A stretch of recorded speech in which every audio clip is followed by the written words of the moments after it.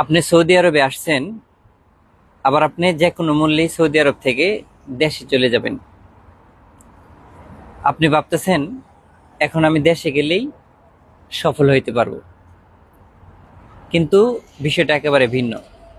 যেহেতু আপনি সৌদি আরব থেকে সফল হইতে পারতেছেন না, আপনি দেশে গেলেও সফল হইতে পারবেন না।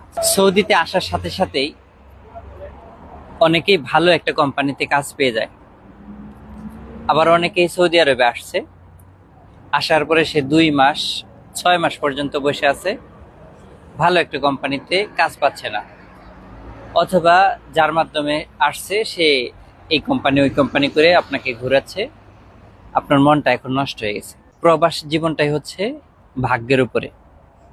আপনার ভাগ্যে যেটা আছে সেটাই হবে। ওনার ভাগ্য ভালো, উনি আসার সাথে সাথে ভালো একটা কোম্পানিতে কাজ পেয়ে গেছে। আবার আমি এমন লোক দেখছি যে আসার সাথে সাথে কাজ পাইছে, 6 মাস 1 বছর কাজ করছে, কাজ করার পরে তার ওই কাজটা ভালো কাজটা চলে গেছে। সে কিন্তু আসার সাথে সাথেই কাজ পাইছিল, তার কিন্তু এখন আপনার মতো পরিস্থিতি। আপনি যেমন আসার পর থেকে বসে আছেন, 2 মাস 4 মাস 6 মাস কাজ পাচ্ছেন না, এখন ভাগ্যটা ওনার আপনার মতো সেমসেম হয়েছে। আমি বলতে চাইতেছি এটাই আপনাকে, যেহেতু আপনি অনেকগুলো টাকা খরচ করে সৌদি আরবে আসছেন, একটা উদ্দেশ্য নিয়ে আসছেন, এই উদ্দেশ্যের পিছনে কি আছে, কিভাবে আপনাকে সফল হইতে হবে, এটা আপনি আগে খুঁজে বের করেন।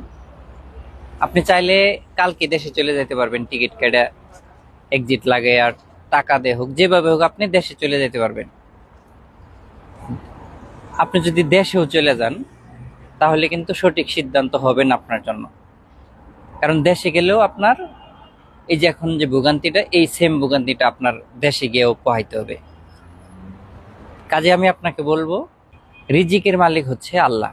আল্লাহর উপর ভরসা রাখেন, উমরা করেন, আল্লাহর কাছে দোয়া চান, যে কোনো একটা কোম্পানিতে আপনার ভালো একটা ব্যবস্থা হয়ে যাবে। সর্বনিম্ন বেতনে পাইলেও কাজ করার চেষ্টা করবেন। সৌদি আরবে ভাষা জানতে পারলে মোটামুটি ভালো কাজ পাওয়া যায়। ভাষাগুলো শিখেন। আর যাদের কাজ নাই, বাংলাদেশি লোকালয়ে যেগুলা দোকানপাট আছে, এই সমস্ত জায়গায় গিয়ে খোঁজ খবর নেন, কার মাধ্যমে কাজ আছে, কোথায় গেলে কাজ পাওয়া যাবে, এরকম খোঁজ রাখেন। আপনার কাজটা আপনি নিজেও খুঁজে বের করতে পারবেন। যেহেতু দেশে গেলেই আপনার সমস্যার সমাধান হবে না, সেক্ষেত্রে সৌদি আরবে আপনি কিভাবে সফল হবেন, এরকম একটা রিস্ক আপনাকে নিতে হবে। অনেক কাজ আছে, এমনও জায়গা আছে যে কাজের জন্য লোক পাচ্ছে না, আবার আপনি কাজ খুঁজে পাইতেছেন না। এটাই হচ্ছে মূল সমস্যা আমাদের বাংলাদেশিদের, ধৈর্য কম। ধৈর্য ধরেন, ইনশাল্লাহ এখানে ব্যবস্থা হবে। ঋণ যেটা করছেন তো করছেনই, ঋণ আপনি যেভাবে হোক, আজকে না হোক কালকে হোক, আপনাকে দিতেই হবে, দিবেন। হয় এখন কম দেওয়া লাগতেছে, 1 বছর পরে দিলে একটু বেশি দিতে হবে, তো সেটা ভাগ্যের উপরে ছেড়ে দেন। কিন্তু আপনি একটা চ্যালেঞ্জ নেন, এই সৌদি আরবে কাজ আপনি খুঁজে বের করবেন, এই সৌদি আরব থেকে আপনি সফল হবেন। তো ভিডিওটা ভালো লাগলে শেয়ার করবেন। আজকে এই পর্যন্তই, আল্লাহ হাফেজ।